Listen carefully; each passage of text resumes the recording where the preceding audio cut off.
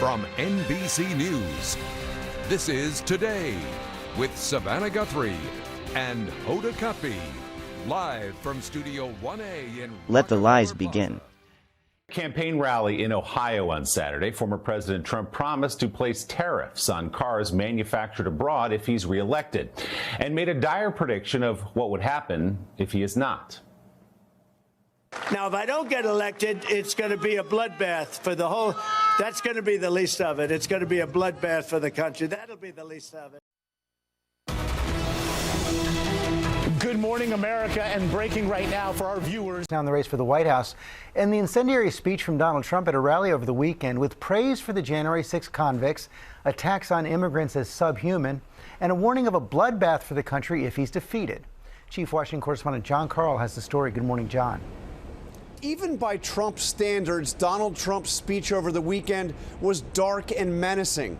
He kicked it off by paying tribute to the people who attacked the Capitol on January 6th. What has become a Trump ritual, the rally began with a rendition of the national anthem recorded by people in prison for their actions on January 6th. Trump then promised that if he gets back to the White House on his very first day in office, he'll help out those who attacked the Capitol.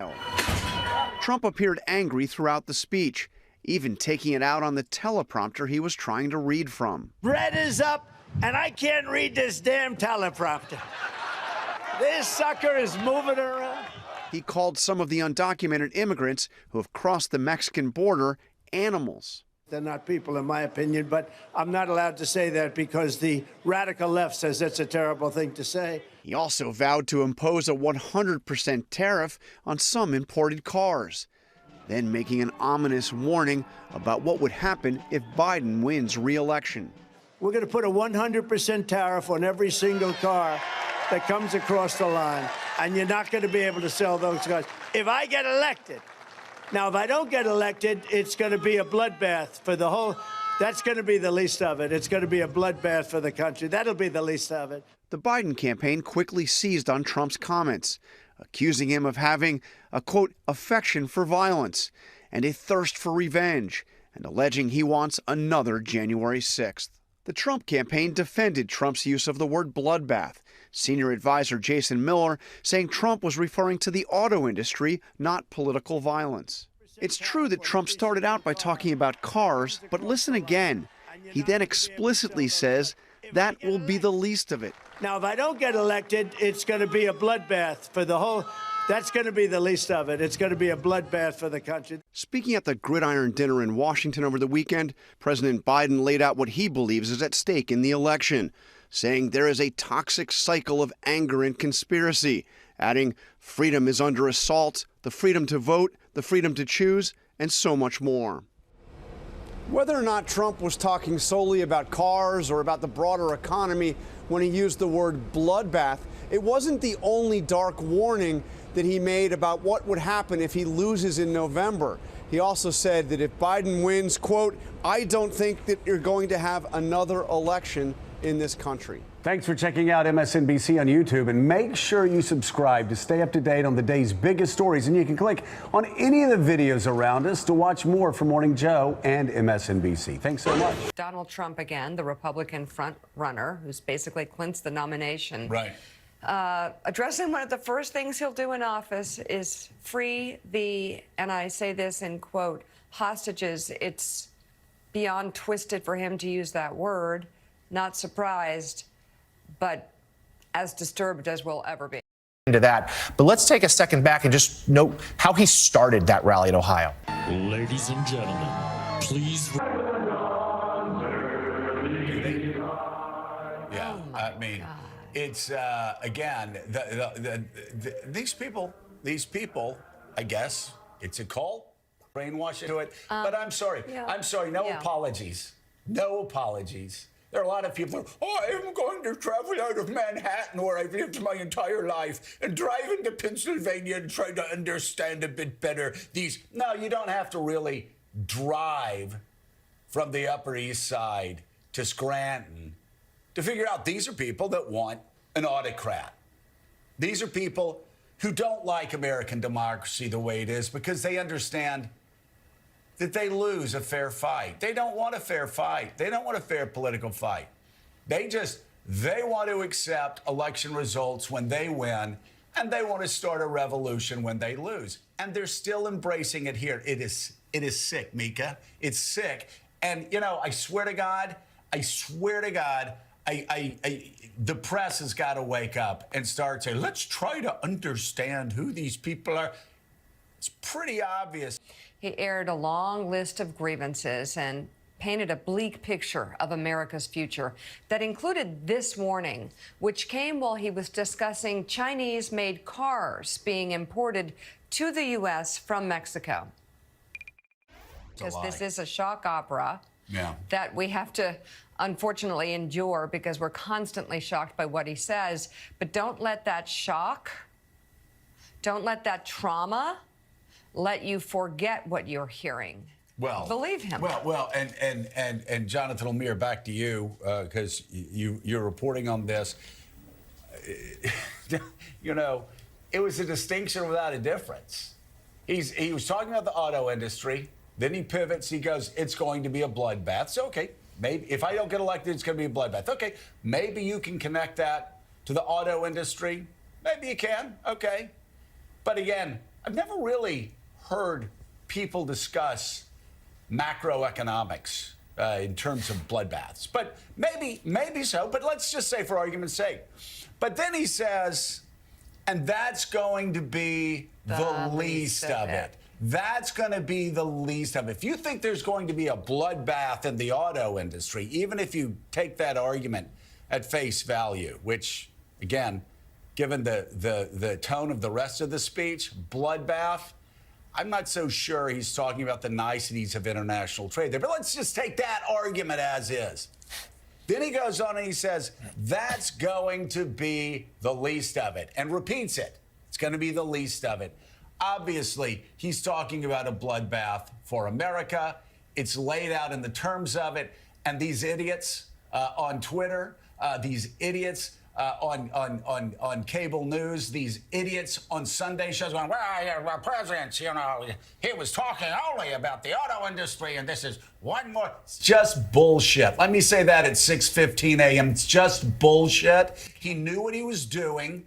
We're not stupid. Americans aren't stupid. He was talking about a bloodbath. Sometimes a bloodbath means a bloodbath.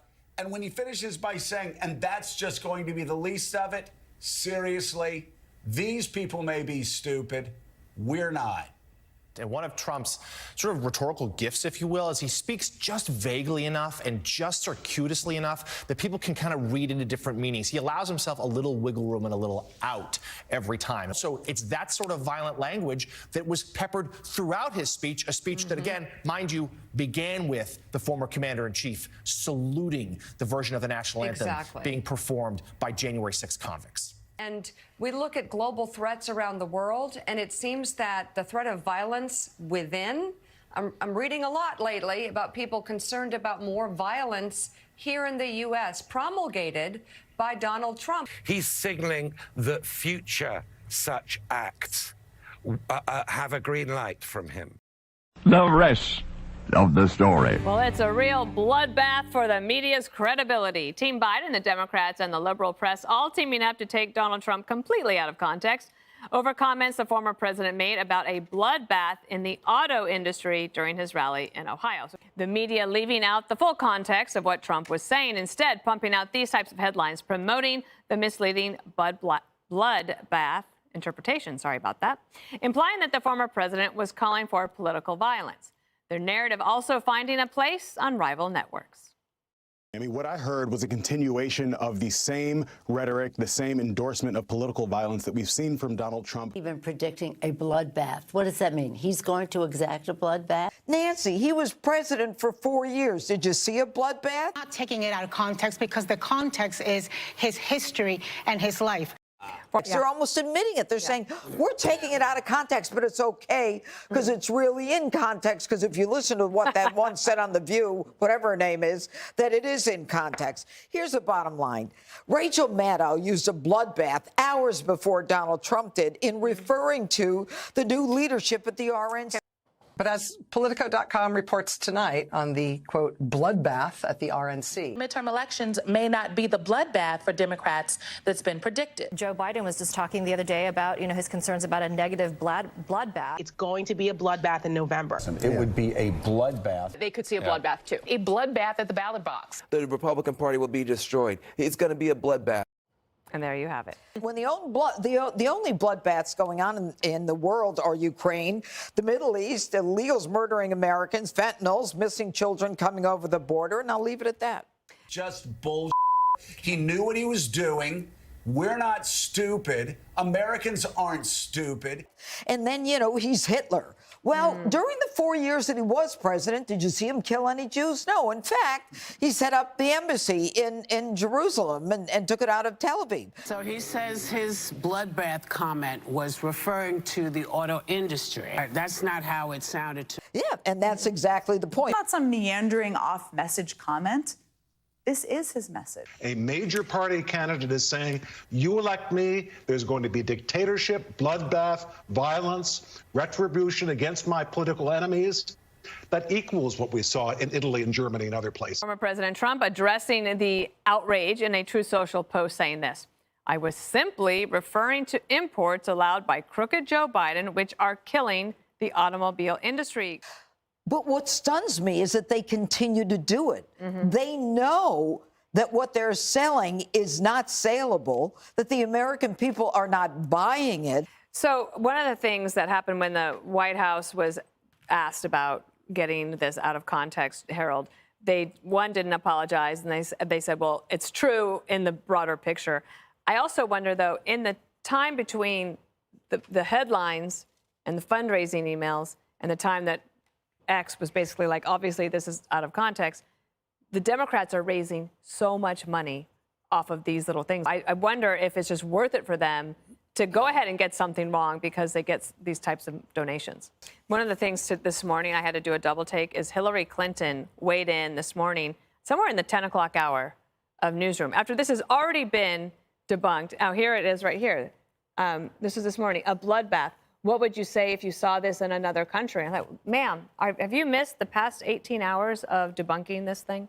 Yeah, usually when Hillary's State Department leaves a country, there's a bloodbath. This hoax, I believe, was quicker than the Jussie Smollett hoax. This was like 3 hours that it was popped. And the American people like popping hoaxes now. It's fun. It's a game. And people enjoy the challenge, because it used to be a challenge. It used to take years to investigate and figure out Russia or the laptop. And now, instantaneously, this tells me that Biden is losing. And he knows he's losing, and he has to rely on cheap tactics like that. This is not how confident campaigns operate. Confident campaigns go out and hold rallies and persuade voters about why I'm winning and why I deserve a second term. This is like going after someone's knees in a football game. You don't do this. Everybody knows it's illegal. And he got caught in about 5 seconds because he doesn't have anything else to offer. And Joe Biden doesn't have a clue about it. Right. And Donald Trump's all over it. And we're talking about how the media is crooked and you can't trust anything they say. That's where everybody is right now. And like what the hoax dead enders that Greg's talking about, they're just digging a deeper grave.